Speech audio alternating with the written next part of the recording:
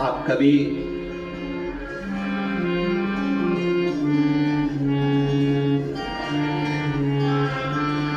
अब जब गौतम ऋषि के नजदीक में रहने वालों ने चाल चली, ब्राह्मणों ने अपने अपने पतियों से कहा कुछ भी हो जाए, ये गौतम ऋषि मेरी आंखों में, अहिल्या और गौतम ऋषि हमारी आंखों में खटक रहे हैं। जब व्यक्ति बहुत उन्नति की ओर बढ़ता जाता है, तरक्की की ओर बढ़ता जाता है, तो कई लोग ऐसे हैं नजदीक में रहने वाले, उनकी आंखों में खटकने लगता है। खटक, तुम रोज रोज शंकर जी के मंदिर में जल चढ़ाने जाओ तो तुम खटकने लगोगे लोगों को। ये चल्दी सियोर वाला महाराज की चेली, ये देखो हो गई पागल, ये भी टीवी पे कथा सुन सुन। ये चल दी पानी चढ़ाने के, ये चल दी जल चढ़ाने। आग लगे बस्ती में, क्या किसको रोइए, चादर तान के सुन। कहने दो, बोलने दो, अब शब्द कहेगा कहने दो। माता अहिल्या को देखकर नजदीक में रहने वाली ब्राह्मणी ने अपने पतियों से कह दिया, ये खटक रहे हैं। अपने नजदीक में रहने वाला कोई ऐसा होगा, बहुत सारे ऐसे होंगे जो तुम उनको खटकोगे। इसका नाम क्यों चल रहा है, इसकी शोहरत क्यों, इतना पैसा कहां से आया, इतना धन कैसे आया, इतना बड़ा निर्माण कैसे कर लिया, इतना धन कैसे कमा लिया, इतना वैभव कैसे, इसको लोग क्यों पूछते हैं, इसको क्यों मानते हैं लोग, इसकी बात महादेव भी क्यों मान लेते हैं। ये कथा में कहते हैं, भजन में कहते, स्मरण में कहते, क्यों स्वीकार करते, बहुत को खटके। गौतम ऋषि और माता अहिल्या क्यों खटके नजदीक वालों को, उसका कारण इतना सा था, नगर में पानी नहीं गिरा, क्षेत्र में पानी नहीं गिरा। सारे नगर के लोग गौतम ऋषि की धर्म पत्नी अहिल्या के पास आए। माता माता माता, कई लोगों ने कहा अहिल्या के पास चलते हैं, गौतम ऋषि से कहेगी। जब गौतम ऋषि इतनी शंकर जी की भक्ति करते हैं, गौतम ऋषि शंकर का इतना भजन करते हैं, तो जरूर वो पानी गिरवा सकते हैं। सब आए अहिल्या माता के पास में। अहिल्या जी ने गौतम ऋषि से कहा, नगर में पानी नहीं, क्षेत्र में पानी नहीं, कुछ करिए।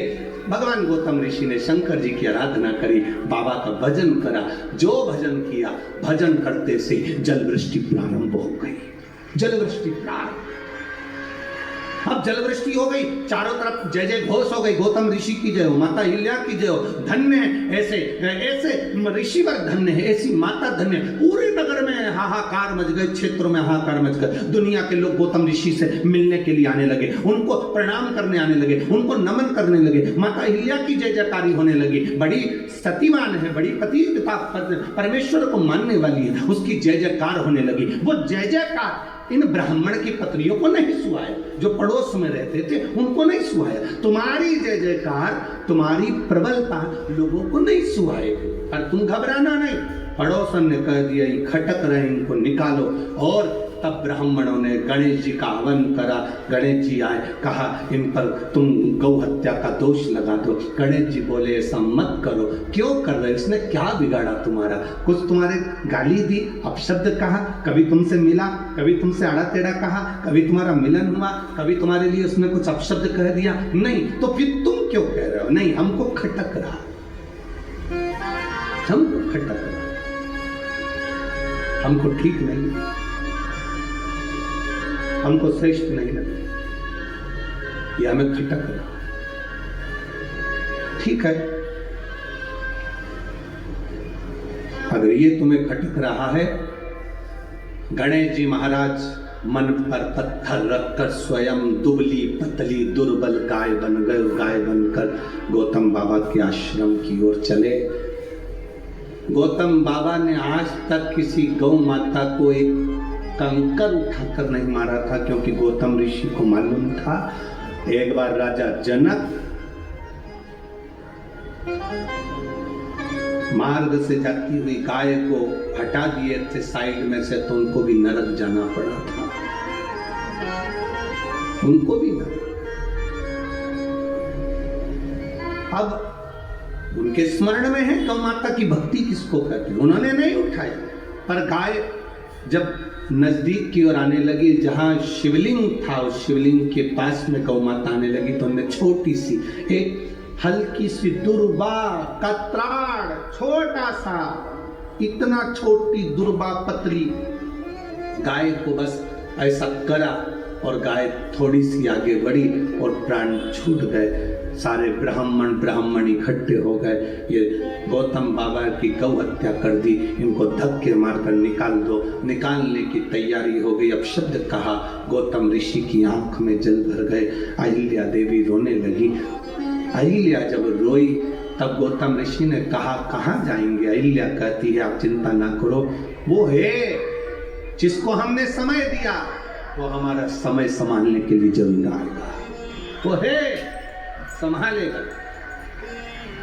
जिन ब्राह्मणों ने गाली दी, जिन ब्राह्मणों की पत्नियों ने शब्द कहा, गौतम ऋषि उन ब्राह्मणों के घर गए, प्रणाम किया। आप बताओ गौ हत्या का दोष कैसे मिटेगा?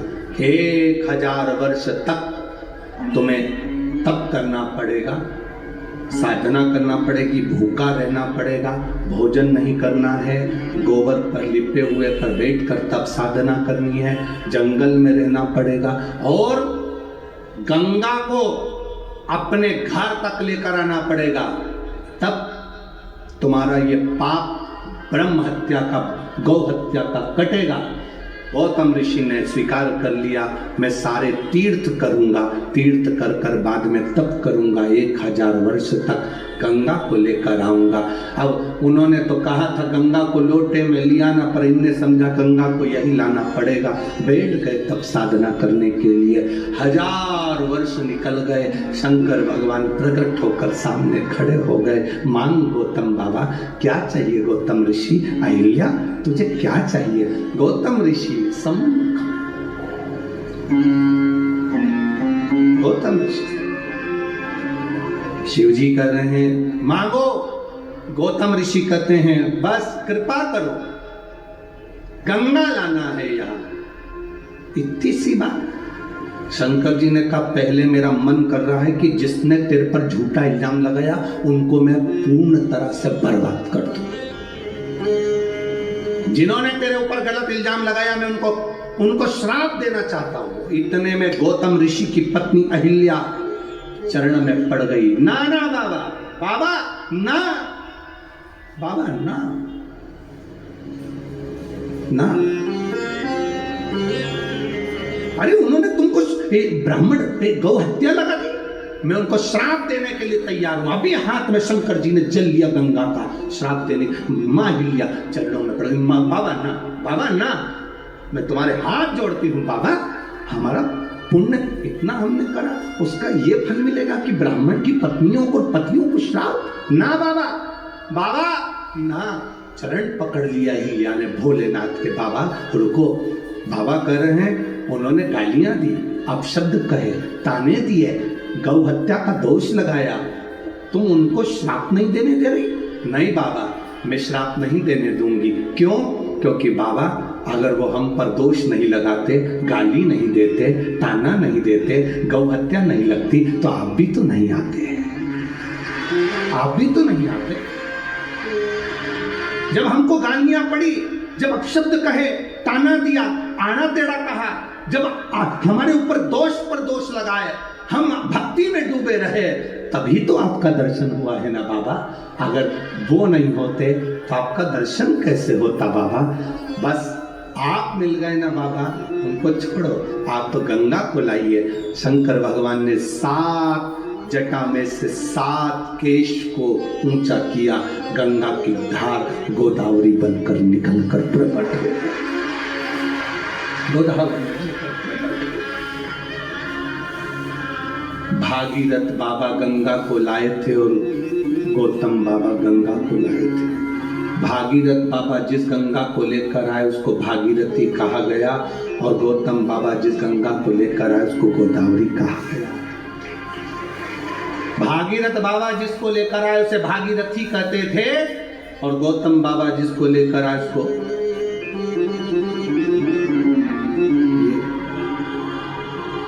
जब तक अपशब्द लोग नहीं कहेंगे तब तक भगवान भी नहीं मिलता साहब। आड़ा टेढ़ा कहेंगे, तुम्हारा मन हटेगा, अपशब्दों से दिल कछोटेगा, तब तो भगवान के पास जाओगे, तब तो भगवान के पास जाओगे।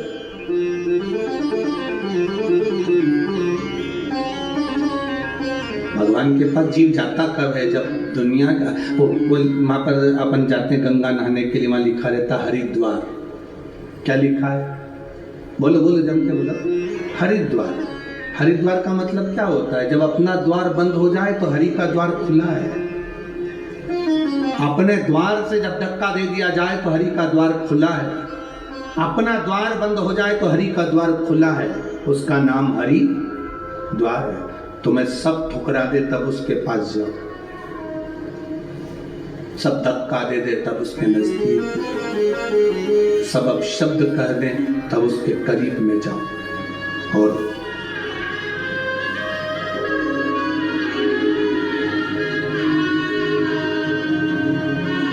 उसकी भक्ति में जितना रम सकते हो उतना।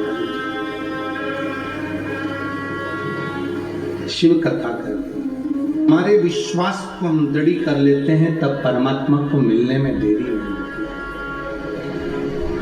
माता अहिल्या, गौतम बाबा शंकर भगवान से कहते हैं अब आप यहीं पर रुको। ब्रह्मा और भगवान विष्णु भी दर्शन करने पधारते हैं, तो भगवान माता अहिल्या और भगवान स्वयं गौतम बाबा ने हाथ जोड़कर कहा आप भी यहाँ पर विराजो। ब्रह्मा, विष्णु और महेश तीन त्र्यंबक के रूप में, शिवलिंग के रूप में, त्र्यंबकेश्वर के रूप में विराजित। सारे 12 ज्योतिर्लिंग में जितने भी 12 ज्योतिर्लिंग हैं, उन ज्योतिर्लिंगों में स्वयं शिव है, पर त्र्यंबकेश्वर की पवित्र भूमि पर ब्रह्मा, विष्णु और महेश तीनों।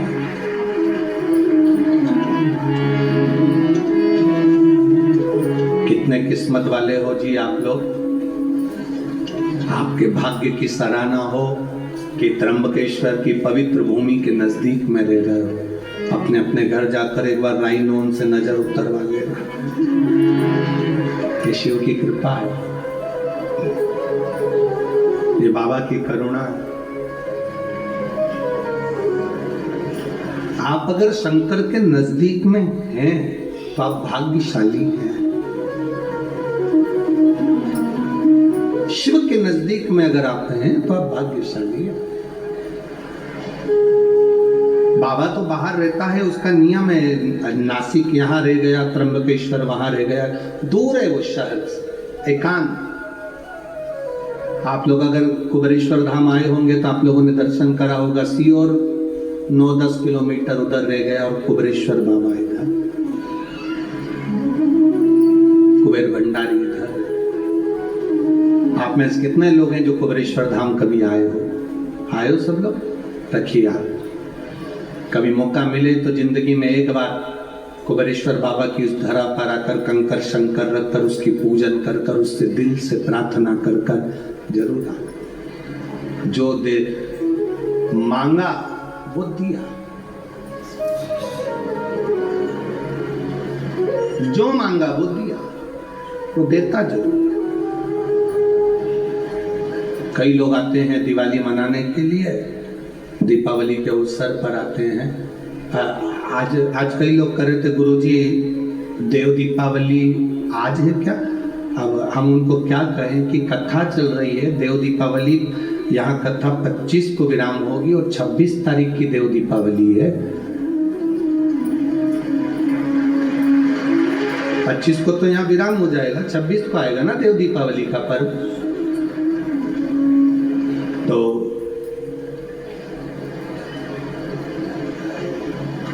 बाबा क्या देता है ये आपको मालूम पड़ेगा।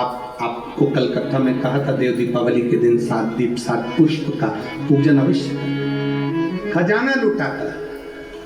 जैसे हमारे यहाँ कुबेरेश्वर धाम पर दिवाली के दूसरे दिन सुबह 9 बजे से 12-1 बजे तक खजाने का काम रहता है बाबा का, जो दीपावली का खजाना रहता है वो लुटाया जाता है, वो दिया जाता है। लोग उसको लेने के लिए दीपावली की रात्रि को वहाँ पहुँचते हैं, विश्राम करते हैं, लेते हैं, सुबह चले, फिर उसको अपने अलमारी तिजोरी में लोग रख ले, फिर पहुँच जाते हैं अगले साल। बाबा इतना भर देता है, फिर पहुँचते। शिव कृपा शंकर।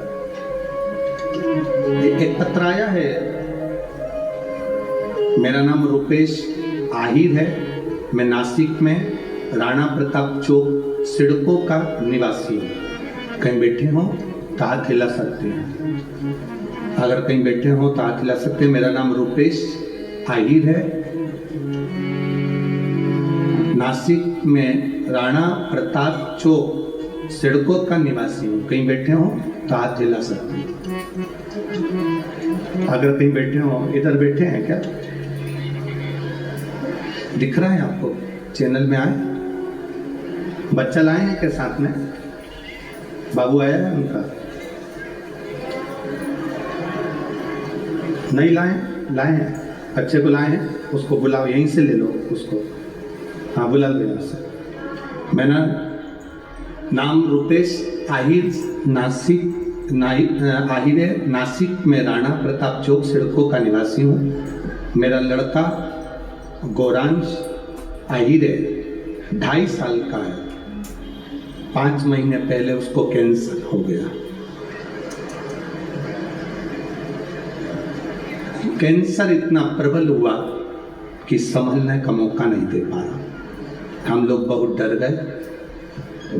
2.5 साल के बच्चे को 5 महीने पहले जो कैंसर हुआ वो बहुत विचित्र था। हमारी पड़ोसन रोज एक लोटा जल चढ़ाने शिव मंदिर जाती है और वो बहुत तेज तेज चिल्ला कर कहती है, श्री शिवाय नमस्तुभ्यम। हमने उससे पूछा तो चिल्ला कर कहती है श्री शिवाय नमस्तुभ्यम, ये क्या है? उसने कहा ये सीहोर वाला महाराज कथा करता है तो इस मंत्र का जाप बताता है, हम वही जपते हैं। सीहोर कहाँ? आप जाएंगे उज्जैन तो सीहोर सर्च करेंगे, पहुंच जाएंगे। हमने कहा हम सीहोर नहीं जा सकते क्योंकि बेटे को तो अभी कैंसर हो गया, पर बाबा का नाम लेकर मैं कथा जरूर सुनूंगा। चैनल चालू करा, कथा सुनना प्रारंभ करा। डॉक्टर के हिसाब से कैंसर बड़ा विचित्र था, करें क्या? डॉक्टर से कहा कि इस छोटे से बच्चे का कैंसर का कहीं ऑपरेशन करना या अन्य चीजें करना बहुत कठिन है। तब डॉक्टर से कहा आप तो थोड़ी दवाई दे दो, बच्चा छोटा है, 2.5 साल का है, कैसे संभालेगा। अब श्री शिवाय नमस्तुभ्यम कहना प्रारंभ करा, शिव जी को 1 लोटा जल चढ़ाना चालू करा। बेटे को ले जाकर शंकर जी को आप कथा में कहते हो, उसके भरोसे रहो। मेरे बाबा दया करना तेरे बच्चे को हमने बाबा के सहारे छोड़ दिया कि अब ये तुम्हारी औलाद, तुम्हारी संतान, तुम संभालो। दूसरी बार हम डॉक्टर के पास चेक कराने गए तो कैंसर नील में आ गया। बच्चा आया ला रहे, बच्चा ला रहे हैं। अच्छा बच्चा घर चले गया है, ठीक है ना बाबू? हाथ हिलाओ एक बार। श्री शिवाय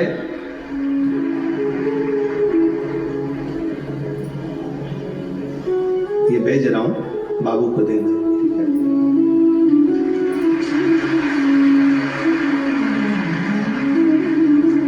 अब ठीक तो है? एक हाथ हिला दो एक बार। शिव कृपा बनेगा। गुरुदेव आप तो व्यासपीठ से कहते हो कथा, पर वो कथा नहीं रहती। गुरुदेव वो मेरा बाबा खुद कहता है और सुनता है। शिव कथा उसको बेटी है मैं। श्री शिवाय नमस्ते। उसके भरोसे पर रहना, उसके सहारे रहना, उसके विश्वास पर दृढ़ रहना, ये बहुत जरूरी। जब तक हम उसके भरोसे पर नहीं रहेंगे तब तक वो साथ का नहीं। थैंक यू स्किन मुझे हर विंटर सपोर्ट करने के लिए, और डबल थैंक यू स्किन मेरा हर स्ट्रेस झेलने के लिए। इसीलिए यू डिजर्व कंप्लीट केयर, जो देता है सिर्फ निविया बॉडी मिल्क 5 in 1, जिसका unique deep moisture serum winter में मेरी स्किन को दे complete care. Nivea body milk 5 in 1 complete care with deep moisture serum. Aunty ji, इस उम्र में जुम्बा। सही सवाल ये है कि ये जो तुम पानी पी रहे हो ये हेवल्स एल्कलाइन है कि नहीं? गाइस, लेट्स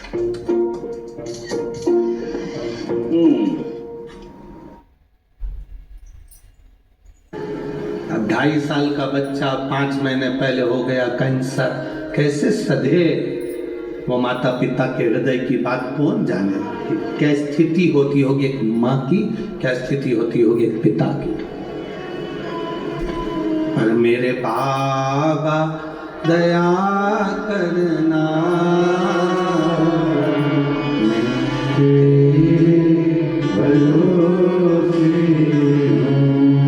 ना घर के भरोसे हूँ, ना परिवार के भरोसे हूँ। मेरे बाबा दया करना, मैं तेरे भरोसे हूँ। भोले बाबा दया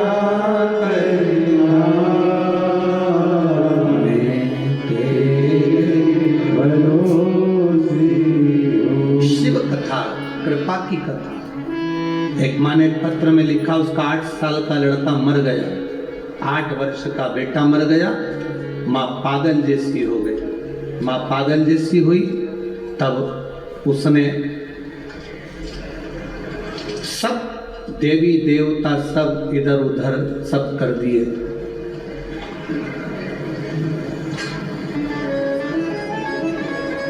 मैं मंगला ताराचंद महाले, मैं बाबा की का वर्णन करूं। मेरी बेटी किरण सोनवड़े सिडको, उसका 8 साल का एकलौता बेटा स्कूल में गिरने की वजह से मर गया। अंदरूनी चोट ज्यादा आई थी। 6 मार्च को उसका देहांत हो गया। बाबा, बेटी पागल जैसी हो गई, पूरा घर टूट गया। 4 घंटे के अंदर उसके प्राण चले गए। बाबा,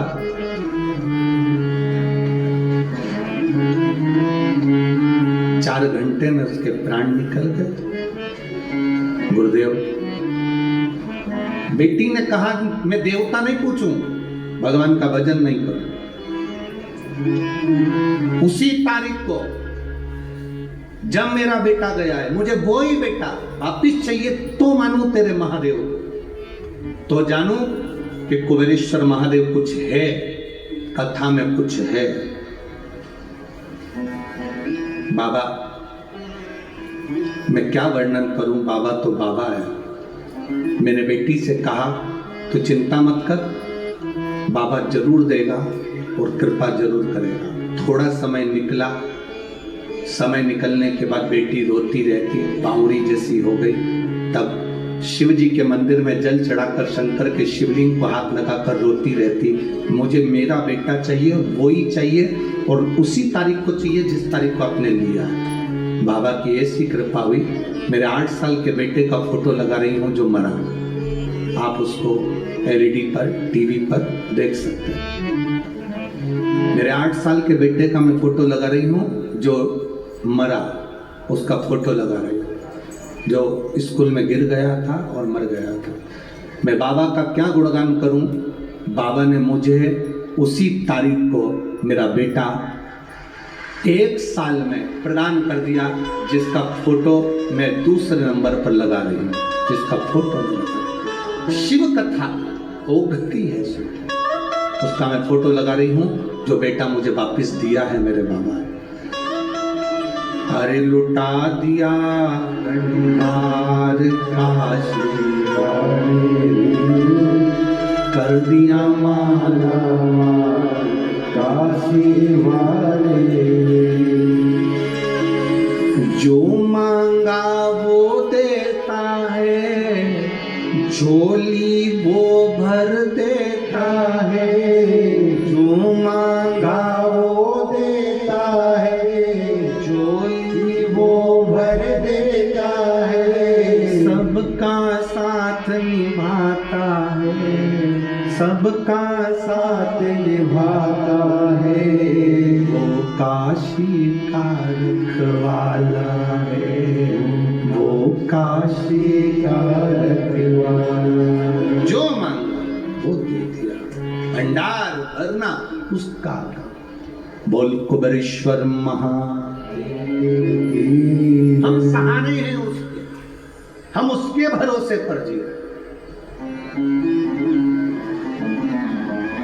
किसी ने एक पत्र में लिखा था, क्या भक्त को इतना जिद्दी होना चाहिए?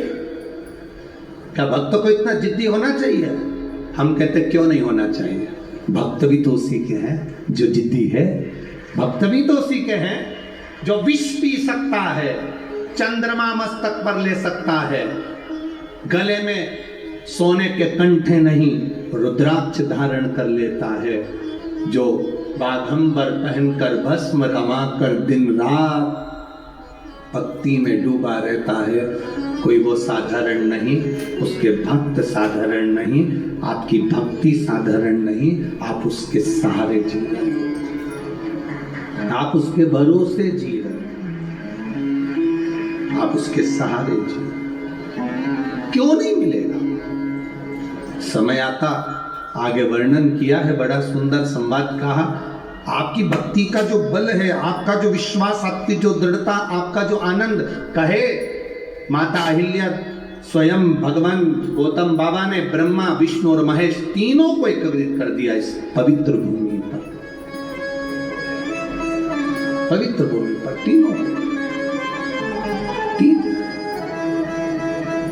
तीनों प्रकट।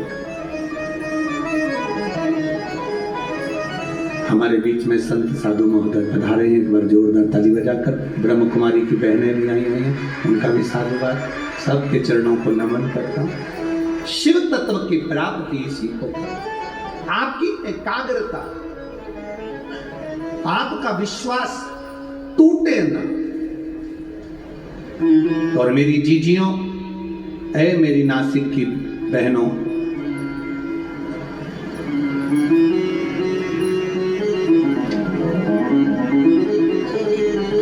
एक बात अपने जीवन में उतार कर रखना, और मेरे जितने नासिक के जीजा बैठे हुए हैं वो भी अपने भीतर उतारे, बेटियां बेटे भी अपनी जिंदगी में उतारे।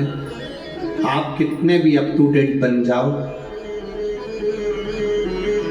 आप कितने भी विद्वान बन जाओ, आप कितनी भी पढ़ाई कर लो, कितने भी अफसर बन जाओ, पर इतना याद रखना कि अंत समय में, आखिरी में तुमने जितनी डिग्रियां प्राप्त करी है वो डिग्री काम नहीं आती।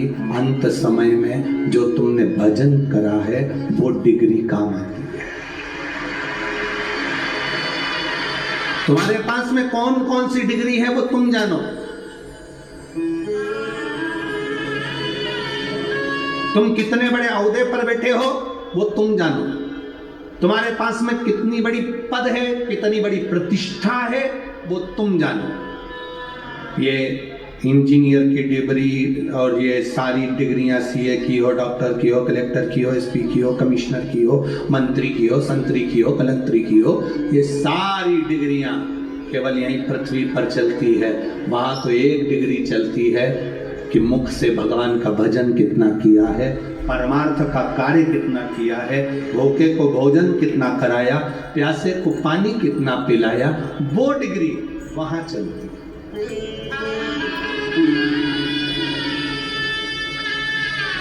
तुम साड़ी पहन रही हो, दूसरे से पूछोगे ना तो वो दिन भर तुमको साड़ी पहने हुए भी साड़ी में कहीं ना कहीं तुमको गलतियां दिखा देंगे। थोड़ा नीचे करो, हाँ पाँव में दबा के नीचे करो, हाँ। फिर किसी से पूछो देखना ठीक लग रही हूँ ना? पीछे से थोड़ी सी नीची होगी, आगे से ऊंची होगी। नीची करो, अब उधर से करी तो इधर से, फिर किसी से पूछो अब ठीक है?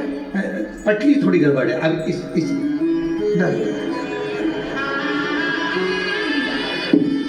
आप अब ठीक लग गई। फिर किसी पटली तो ठीक है, नीचे से जो लटकन आ रही ना वो गड़बड़ है, उसको थोड़ी सी ऐसे खोल। फिर किसी से पूछो। पूरी अगर दूसरे से पूछोगे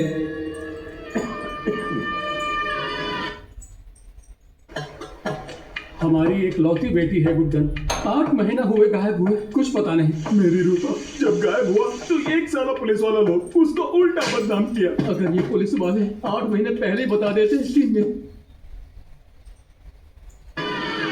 10 लोगों से पूछोगे तो कभी आप सफल नहीं हो सकते। अपना श्रृंगार करा है, कहीं किसी से मत पूछो, दर्पण के पास जाओ, कांच के सामने जाकर खड़े हो जाओ, कांच आपको बता देगा कि आप कैसे लग रहे हो।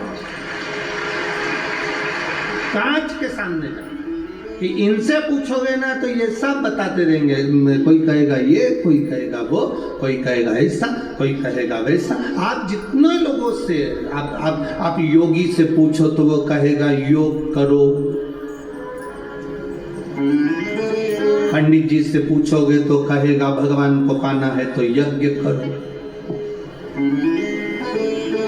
योगी से पूछो तो कहेगा योग करो।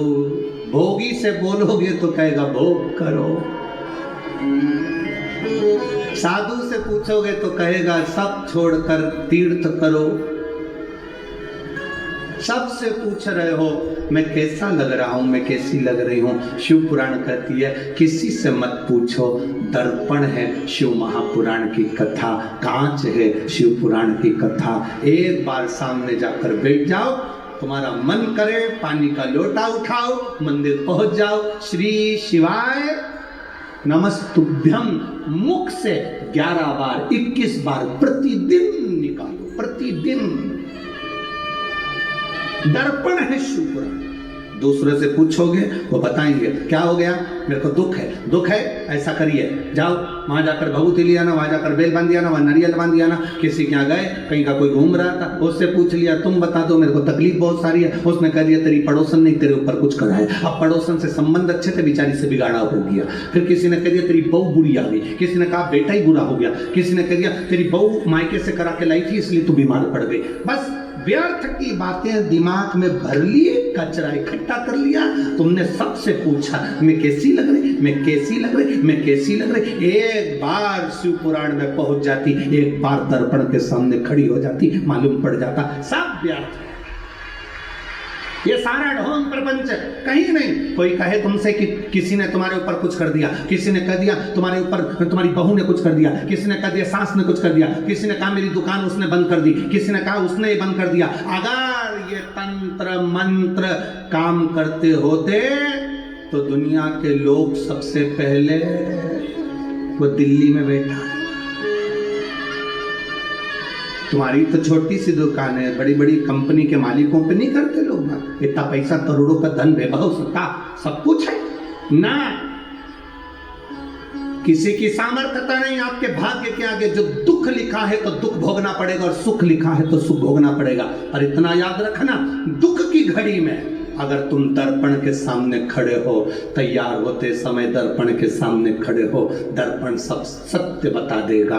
दुख की घड़ी में शिव महापुराण की कथा में बैठ गए, शंकर के दरवाजे खड़े हो गए तो वो दुख काट देगा। कोई नहीं काटेगा, केवल एक शिव।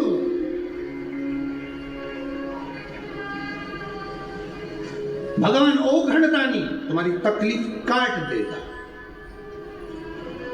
आखिरी में मिलना भी किससे, उसी से तो जाकर मिलना है। प्राण छूटने के बाद तुम में से कितने लोग हैं जो कहीं और लेकर जाते होंगे? हमको तो नहीं लगता मरने के बाद सब लोगों को शमशान लेकर जाते हैं। नासिक में और कहीं ले जाते हो 5 स्टार होटल में तो बात दूसरी।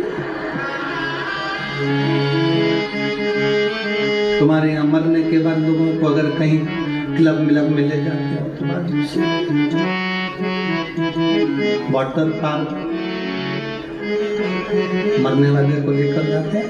अरे बोलो तो जमते नहीं। हो सकता है नासिक की मेथड अलग हो, डिजाइन अलग हो। यहाँ मरने वाले को हमारे यहाँ हम 5 स्टार होटल में लेके पहले उनको सुला देते हैं, फिर सब पार्टी मनाते हैं। इसके बाद आखिरी में तुम कहीं 5 स्टार ले जाओ, सुपर स्टार ले जाओ, चाहे ट्विंकल स्टार, तुम्हारी मर्जी पड़े जहाँ ले जाओ, पर आखिरी में मुर्दे को तो शमशान ले जाना ही पड़ेगा। और शमशान में कोई दूसरा मिलने वाला नहीं। जिसको श्राप लगा था दक्ष प्रजापति का, शिव तुझे श्राप देता हूं, तू शमशान में निवास करेगा। शंकर भगवान कहते हैं मुझे कहीं जाना ही नहीं पड़ेगा, आखिरी में सब मुझसे मिलने ही आ जाए। क्या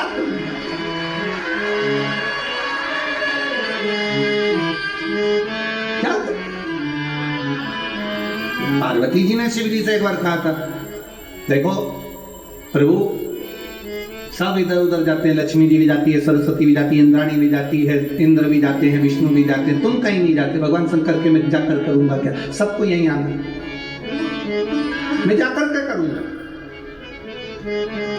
शमशान एक ऐसी जगह है, व्यक्ति कितने भी गंदे कपड़े पहनकर मरा हो, आखिरी में उसको नहलाकर, इत्र लगाकर, तैयार कर डेंटिंग पेंटिंग कर फिर अच्छे कपड़े में लपेट कर लेकर जाए। जिंदा हो तब तक तुम्हारे कपड़े का नाप लिया जाता है, मरने के बाद डायरेक्ट जाकर कह दो कपड़े वाले के यहाँ, भैया मर गया, कफन देना, जरा कपड़ा देना, बिना नाप के दे देता है। उसको कैसे मालूम कि इतनी हाइट होगी? जिंदा थे, कंपनी का कपड़ा पहना, ये कंपनी का, वो कंपनी का, घड़ी पहनी कंपनी की,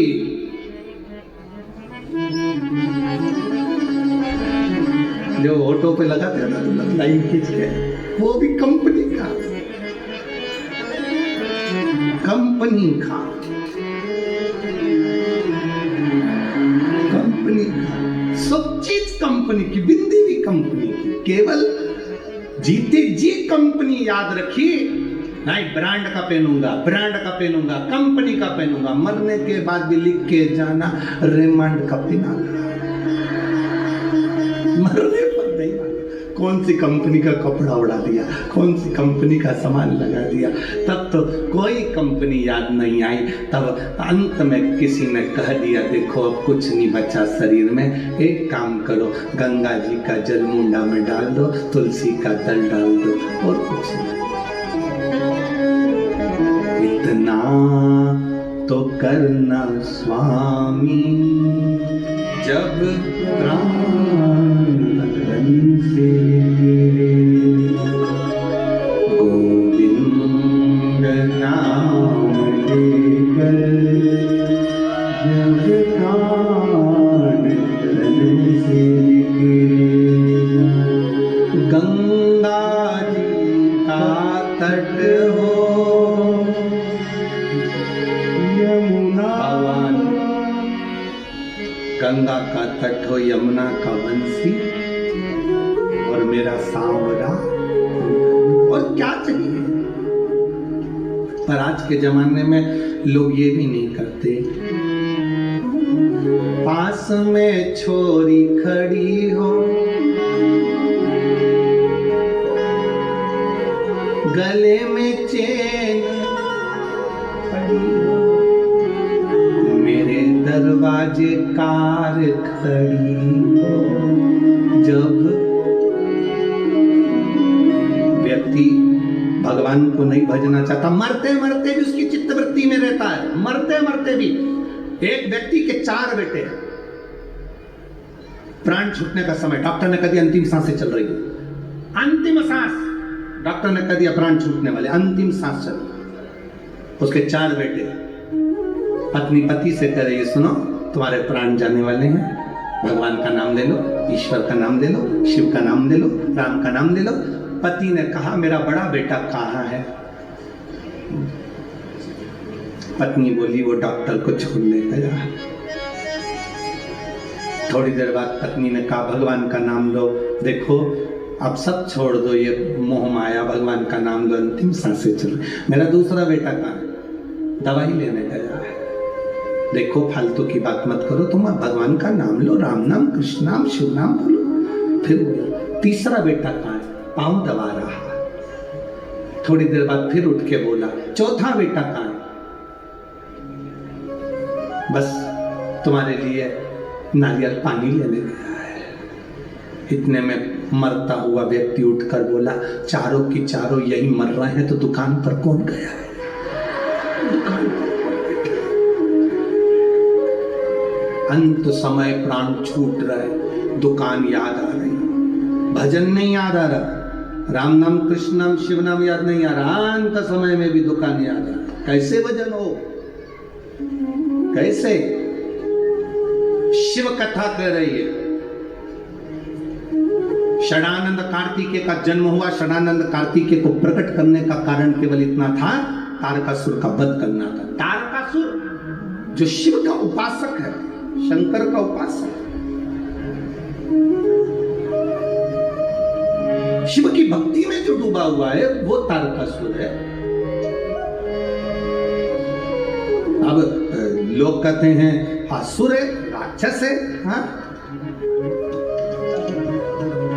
असुर है, राक्षस है, पर भगवान का भजन करता है। राक्षस भी शिव जी को भजते हैं। हाँ,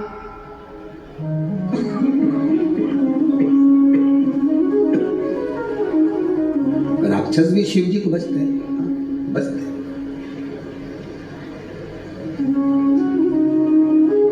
अच्छा अच्छा तो सब अपनाना चाहते हैं। हे मेरी जीजियों, जीजाओ, अच्छा अच्छा तो सब अपनाना चाहते हैं। ताजी रोटी तो सब खाना चाहते हैं, बासी कौन खाएगा? अच्छों से संबंध सब रखना चाहते हैं, बुरों से कौन रखेगा?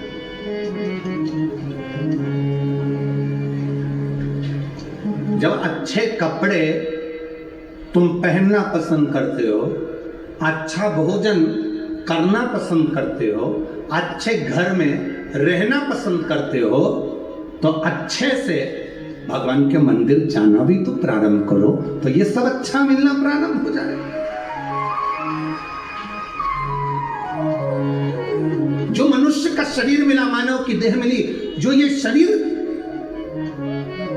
83,99,999 योनि काटने के बाद ये शरीर मिला।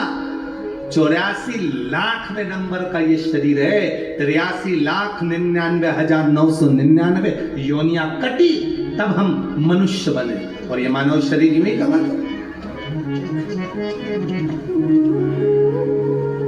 तुम्हारे गांव में, तुम्हारे शहर में, तुम्हारे खेड़े में तुम्हारा जीजा पटवारी बन जाए। कौन बन गया पटवारी? जम के बोलो, जम के। जीजा, तुम्हारे जीजा जी पटवारी बन गए। तो जीजा जी क्या कहते हैं? देखो मैं पटवारी बन गया हूं, तुम्हारे गांव का हूं, तुम्हारे खेड़े का हूं, तुम्हारे नगर का हूं, जितने काम करवाना है अब भी करवा लेना। मैंने सुना है मेरा ट्रांसफर होने वाला, तो तुम क्या करोगी? जल्दी जल्दी, जीजा जी पटवारी है, जल्दी का खसरा निकलवा, जमीन के कागज निकलवा, जो करवाना अब भी करवा लो, क्योंकि जीजा जी, बोलो बोलो, जम के बोलो, पटवारी हैं। और जीजा जी ने कह दिया जो करवाना अभी करवाओ, ट्रांसफर हो जाएगा मेरा तुरंत। थोड़े दिन के बाद मेरा ट्रांसफर होने वाला है, इसलिए तुम्हें जो करवाना है, अभी मैं पटवारी हूं तो कर लूंगा। जितना अच्छा अच्छा काम करवाना है, जितना तुम्हें काम करवाना है अब भी करवा, फिर मेरा ट्रांसफर हो जाएगा। उसी तरह भगवान के भक्त कहते हैं अभी मेरा मनुष्य का शरीर मिला है, मतलब मैं पटवारी हूं। जितना काम करना है कर लो, भजन करना है कर लो, पुण्य करना है कर लो, नाम जाप करना है कर लो, फिर मेरा ट्रांसफर हो जाएगा।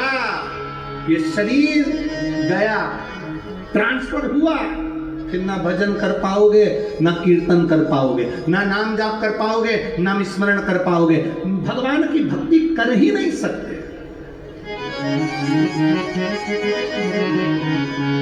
ना कर सकते।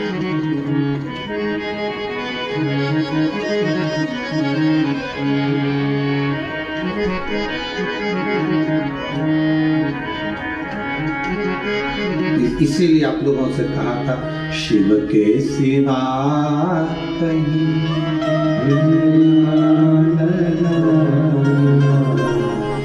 शिव के सिवा कहीं आता है आप लोगों को? बोलते हो? जरा बोलो एक बार, आप लोग बोलो, शिव के सिवा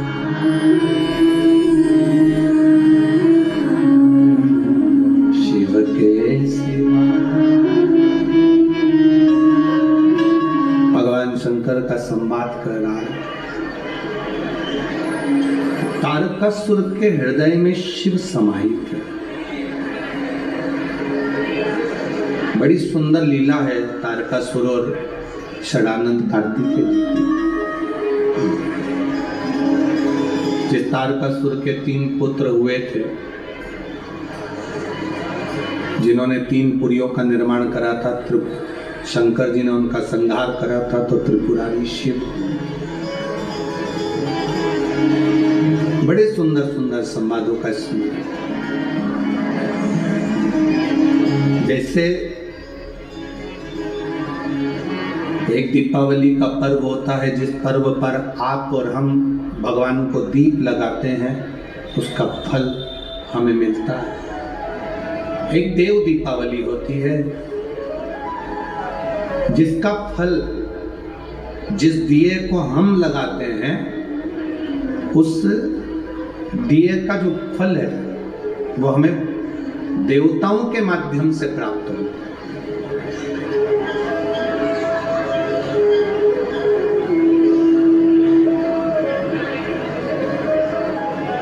जब हम देव दीपावली पर दिया लगाते हैं तो उसका जो फल है, जब हम दीप प्रज्वलन करते हैं या हम दिया लगाते हैं तो उसका जो फल होता है शिव की आराधना का या अन्य पर्व मनाते हैं, तो उसका फल स्वयं 33 कोटि देवता प्रदान करते हैं। 33 कोटि।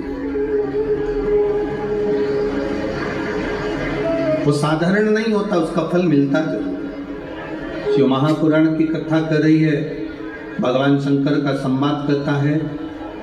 आप एकाग्र चित्त से जो भी अनुष्ठान करते हैं, जो आप मन लगाकर विश्वास रखकर जो अनुष्ठान, जो पूजन, जो अर्चना करते हैं, उसका फल मिलता है।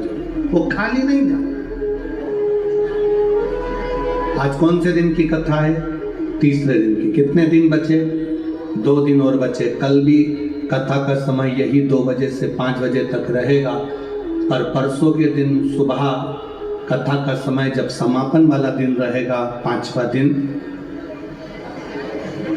वो कथा का दिन, उस दिन कथा का समय सुबह 8 बजे से 11 बजे तक रहेगा। सुबह 8 बजे से 8 बजे से 11 बजे तक का जब परसों का समय रहे, कल तो यही समय रहेगा 2 बजे से 5 बजे तक। आखिरी दिन विराम दिवस पर 2 से 5 की जगह सुबह 8 से 11 बजे। टीवी पर वही 2 से 5 आएगा, पर आखिरी दिन कथा यहाँ जब 8 बजे से 11 बजे तक हो, आप अपने अपने परिवार से, जितने लोग नासिक के आसपास के रहने वाले हैं, आप नहीं जा पाए 5 दिन कार्तिक के महीने में गोदावरी के तट पर कथा सुनने के लिए, आखिरी दिन बाबा से निवेदन कर भले 11 बजे के बाद जाकर दुकान खोल लेना, पर अपने परिवार से जरूर कहना कि आप चलो, शिव पुराण की कथा का लाभ अपनी जिंदगी में लेना। बार बार नहीं मिलता, मौका मिला है। ये कथा 25 तारीख को विराम हो जाएगी, 28 तारीख को ददरुआ धाम भिंड में ये कथा प्रारंभ हो जाएगी, जिसका समय 1 बजे से 4 बजे तक रहेगा। महाराष्ट्र के भक्तों को इसके बाद जो कथा मिलेगी वो 5 दिसंबर से जलगांव में प्राप्त होगी। वो पूरी 7 दिन की कथा मिलेगी। दिल से झोली पसार कर बाबा से प्रार्थना कर उस कथा को प्राप्त करिए, शिव कृपा से प्राप्त। भगवान श्री गणेश जी महाराज का प्रागट्य हुआ है। गणेश जी पधार रहे हैं, जोरदार ताली बजाकर स्वागत करिए। भाव भक्ति के साथ श्री गणेश जी महाराज का आनंद। बहुत बहुत साधुवाद के साथ में आज कथा का तृतीय दिवस विराम की ओर है। बड़े भाव से आराम से आप लोग आनंद लेकर आरती कर कर अपने अपने गंतव्य की ओर फिर जाएंगे। बोल गणेश जी महाराज की जय। भगवान श्री गणेश जी महाराज का प्रागट्य है। भाव के साथ आनंद के साथ सुंदर हमारे बीच में संत महोदय पधारे, उनको साधुवाद का बहुत प्रणाम। आरती का क्रम यहाँ पर प्रारंभ होगा, उससे पहले आशीष जी थोड़ी सी सूचना दे रहे हैं। आप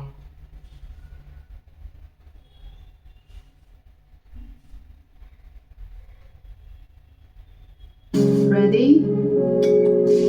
Can you see with your eyes closed? My name is Ke Cong.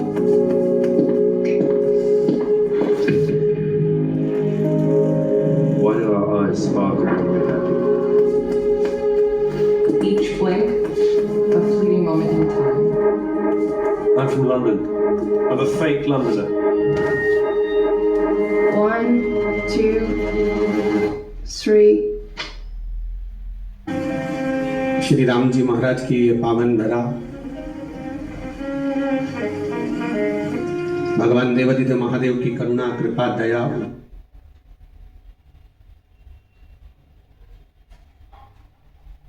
वार्ता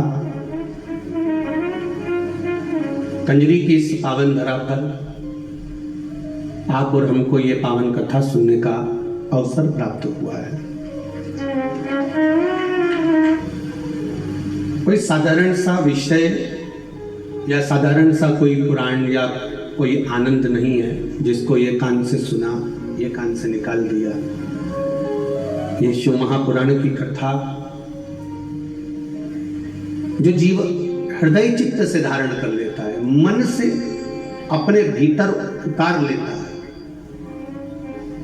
और जिस भाव से श्रवण करता है वो देवादिदेव महादेव जो लंका के पति रावण को सोने की लंका दे सकते हैं, भस्मासुर को अपने हाथ का कंकण दे सकते हैं,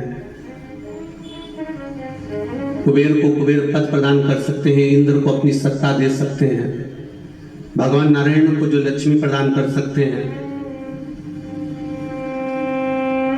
भगवान राम के लिए स्वयं समुद्र के किनारे रामेश्वर के रूप में विराजमान हो सकते हैं, जो भगवान कृष्ण के लिए नागेश्वर और सोमनाथ के रूप में विराजमान हो सकते हैं, जो संपूर्ण विश्व के कल्याण के लिए केदारेश्वर बनकर विराजमान हो सकते हैं, वो देवादिदेव महादेव आपको भी कथा श्रवण करने वाले को भी खाली नहीं छोड़ सकते, वो भी कुछ ना कुछ आनंद दे ही सकते, क्योंकि ये शिव भक्ति ही कुछ ऐसी है। तेरी कृपा बिना न हिले एक भी अणु, लेते हैं सांस तेरी कृपा से तनो तनो। बखान क्या करूं मैं राखों के ढेर का, चपटी भगोत में है खजाना कुबेर का। महाराज अभी पूज्य गुरुदेव अपनी वाणी से कह रहे थे कि ये पुराण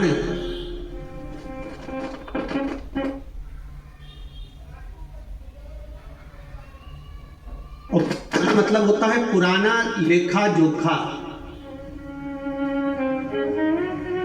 जो आज का नहीं है। आपको अपना पुराना अगर लेखा जोखा उठाना है, आपको अपना पुराना कुछ देखना है तो तहसील में जाना पड़ेगा, और तहसील में जाकर आप अपना पुराना इतिहास, आपके दादाजी की कितनी प्रॉपर्टी थी, कहाँ पर तुम्हारा मकान था, क्या नंबर था, क्या खसरा नंबर था, ये पूरा रिकॉर्ड आप तहसील में जाकर देख सकते हो। तहसील में जाकर दिखा जा सकता है। पर हमारे सनातन धर्म का अगर कहीं रिकॉर्ड देखना हो, हमारे सनातन धर्म की अगर आनंदता देखना हो, तो तो जैसे तहसील में पुराना रिकॉर्ड देखा जाता है, उसी तरह पुराणों में भी हमारा रिकॉर्ड देखा जाता है कि हमारा आनंद कहाँ छुपा हो, हमारा सुख कहाँ छुपा हो।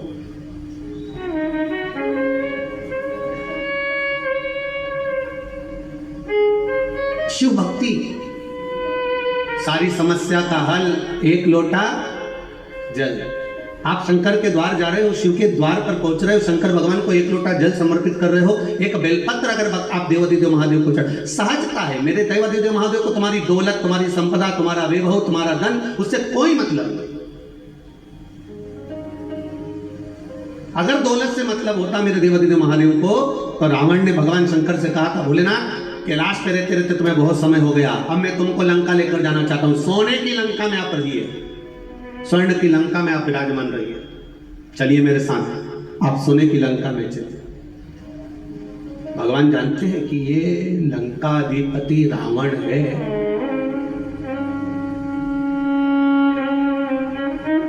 ये विद्वान जरूर है पर विद्यावान नहीं है। पहले भी कथा में कहा है, आज फिर कहते हैं, विद्वान और विद्यावान में अंतर होता है। हनुमान जी के आगे कहा जाता है विद्यावान गुणी अति चातुर, पर रावण के आगे कोई भी ये नहीं कहता कि ये विद्यावान है, रावण के आगे लोग कहते हैं ये विद्वान है। इतना विद्वान जिसने अपने भुजाओं के बल पर कैलाश पर्वत को उठा लिया था, जो भगवान शंकर को राजी कर लेता है, जो देवताओं को अपने बस में कर लेता है, इतना विद्वान था, पर किसी ने ये नहीं कहा कि ये विद्यावान था, क्योंकि विद्वान और विद्यावान में अंतर होता है। विद्वान अपने अहंकार में इतना फूल जाता है कि वो किसी के आगे झुकना नहीं जानता, और विद्यावान हर एक के आगे झुककर चलता है। जैसे मेरे हनुमान जी महाराज खड़ी हर पल हर क्षण श्री राम जी महाराज के आगे झुककर खड़े हुए हैं, प्रणाम कर कर।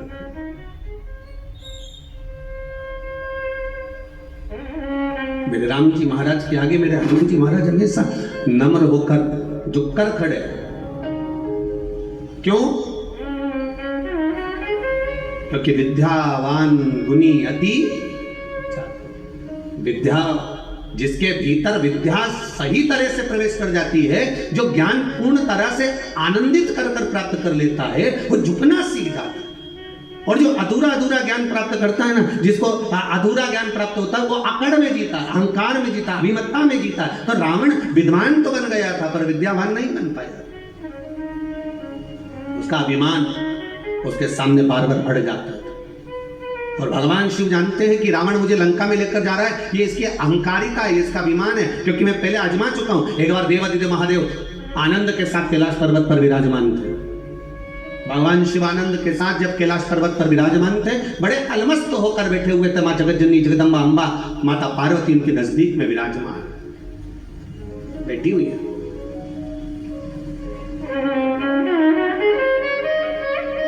विशर्मा बाबा के पुत्र कुबेर भी हैं, और विशर्मा बाबा के पुत्र लंकाधिपति रावण भी। कुबेर के पास में पूरा लंका का राज्य था, पर कुबेर को रावण का जो व्यवहार था वो अच्छा नहीं लगता था, इसलिए कुबेर ने हाथ जोड़कर अपने पिताजी से कह दिया कि मुझे ये लंका का राज्य नहीं चाहिए, मैं ये छोड़कर जा रहा हूं, मैं अलग कोई अलकापुरी का निर्माण कर कर उसमें मैं विराजमान हो जाऊंगा। और कुबेर चले गए, आनंद के साथ रहने लगे। जब रावण की सत्ता लंका पर आ गई, और लंका पर जब सत्ता आई, जब वैभव प्राप्त हो गया, तब रावण ने उपद्रव मचाना प्रारंभ कर दिया, क्योंकि अभिमान इतना समय हुआ, अहंकार इतना समय। एक बात अपने जीवन में उतार कर रखिएगा, इंजीनियर बन जाओ, डॉक्टर बन जाओ, सीए बन जाओ, कलेक्टर बन जाओ, चाहे तुम किसी पद पर विराजमान हो जाओ, और शिव महापुराण की कथा कहती है कि आपको पद जिस परमात्मा की कृपा से मिला है, जो यश उस परमात्मा की कृपा से मिला है, वो परमात्मा की कृपा से प्राप्त हुआ है, इसलिए पद और प्रतिष्ठा पाकर आप अहंकार में मत डूब जाना, क्योंकि अहंकार में 3 गए, धन, वैभव और वंश। ना मानो तो देख लो रावण, कौरव और कंस, ये तीनों अहंकार में चले जाते हैं, ये तीनों अभिमत्ता में चले रहे। आप इंजीनियर बनिए, मना नहीं, आप कलेक्टर बनिए, मना नहीं, आप एसपी बनिए, मना नहीं, आप डॉक्टर बनिए, मना नहीं है, पर कहीं इतना अभिमान, इतना अहम, इतनी अहंकारिता हमारे भीतर प्रकट ना हो जाए कि जिसके बल पर हम पुनः फिर नीचे आ जाए। वो अभिमत्ता हमारे भीतर नहीं आना चाहिए।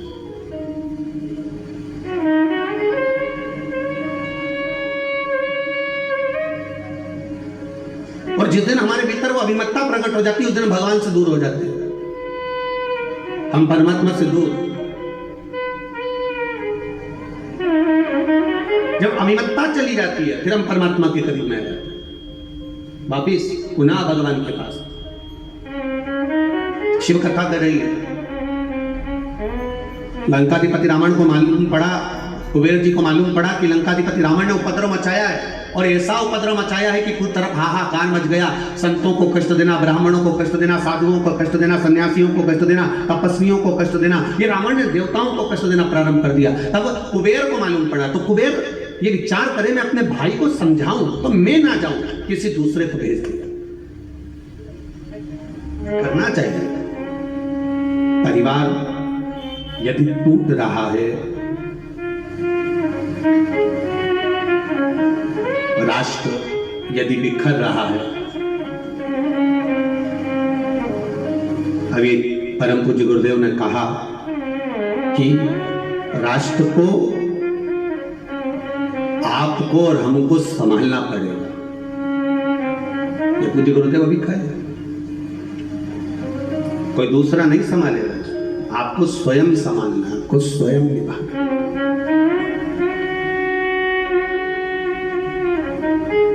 संत हो, सद्गुरु हो, तपस्वी हो, ब्राह्मण हो, सन्यासी हो, साधक हो, उपासक हो, वो संभाल लेते। कुबेर ने लगा मन में कि ये मेरा भाई गड़बड़ कर रहा है, तो कुबेर ने तुरंत उसी समय पर अपने दूतों को भेजा और जाकर कहा कि रावण को समझाकर आओ कि ये क्या कर रहे हो। तुम इतने विद्वान होने के बाद में, इतनी विद्वत्ता तुम्हारे भीतर होने के बाद में, तुमने ये क्या करना चालू कर दिया। कहीं किसी को कष्ट दे रहे हो, किसी की अग्नि को समाप्त कर रहे हो, कहीं किसी को कष्ट प्रदान कर रहे हो, ये क्या कर क्या रहे हो। विद्वान से विद्वान, बड़े प्रबल विद्वानों को, जो रावण से भी विद्वान थे, उनको भेजा गया लंका में। और लंका में जब भेजा गया, लंका में जब पहुंचे, और वो लंका पहुंचकर रावण को ज्ञान उपदेश देने लगे। अब जो बहुत ज्ञान, The key to most murder cases is motive. Sauron must not escape. We are stronger than he knows.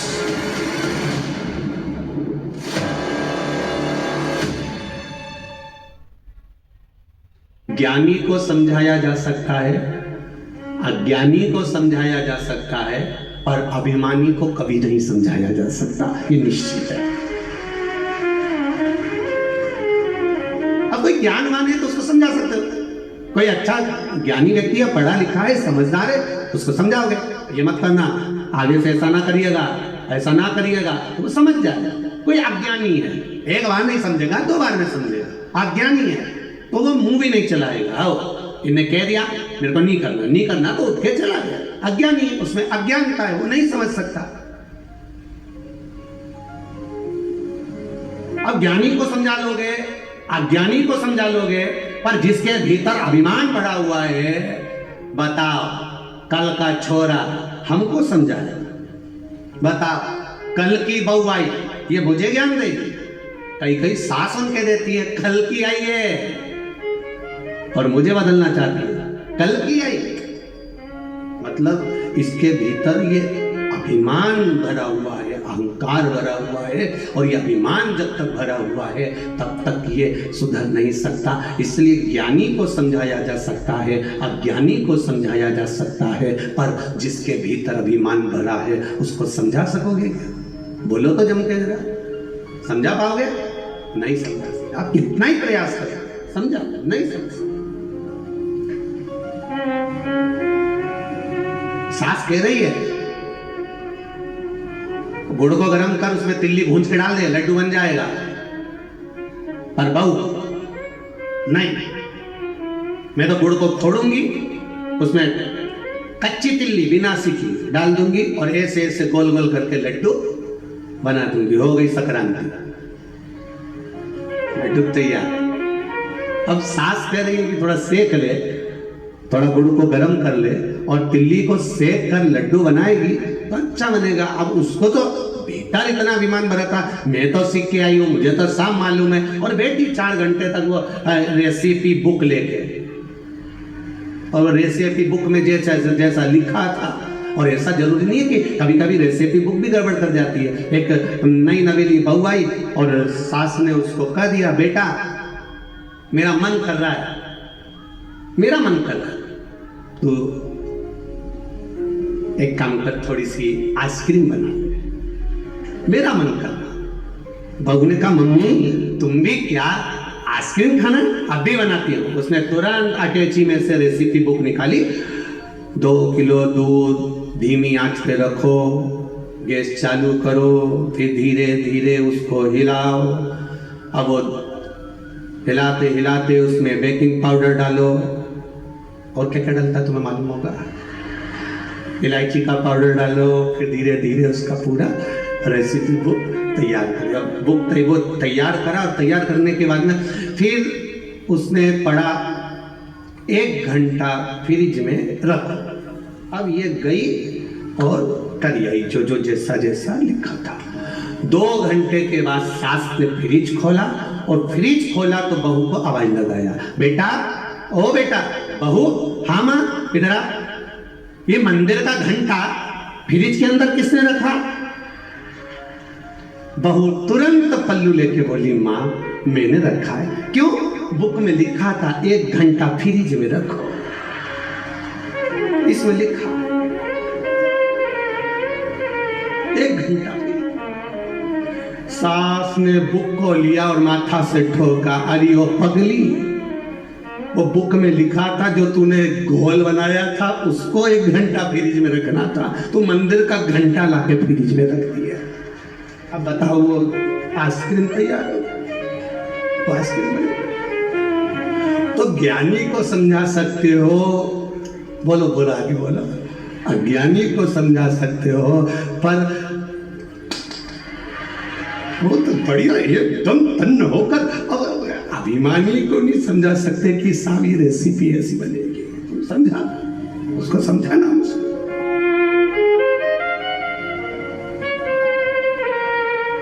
बहुत कठिन है समझा।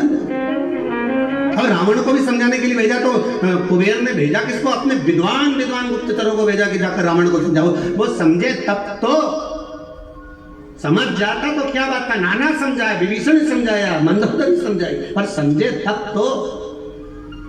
स्वयं लंकाधिपति रावण को भगवान शिव ने समझाया, पर समझे तब तो।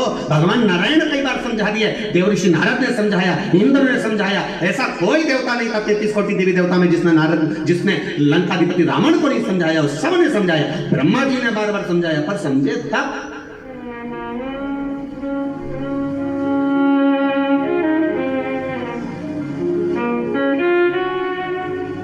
समझ में तो आए इसको। अब कुबेर जी ने भेज दिए अपने साथियों को और सारे गुप्तचरों को बोला, और बोलकर कहा, जाकर मेरे भाई को समझाना, ज्ञान देना, समझाना, मेरे को मालूम है वो रावण समझ जाएगा। इसमें से एक बहुत विद्वान गुप्तचर था, उस गुप्तचर ने तुरंत कुबेर जी को कह दिया, आप कह रहे हो आपका भाई है, समझ जाएगा, मैं जानता हूं समझ जाएगा। तो उसमें से गुप्तचर बोला, हम भी आपके घर का अन्न खाए हैं, हमें मालूम है वो नहीं समझ पाएगा। कुबेर जी ने कहा, ऐसा नहीं हो सकता, तुम जाओ समझाओ उसको, ज्ञान दो। ठीक है चले जाओ। कई लोग कहेंगे क्या होता है शिव महापुराण की कथा सुनने से, क्या होता है शिव पुराण में जाने से, बहुत ज्ञान देंगे।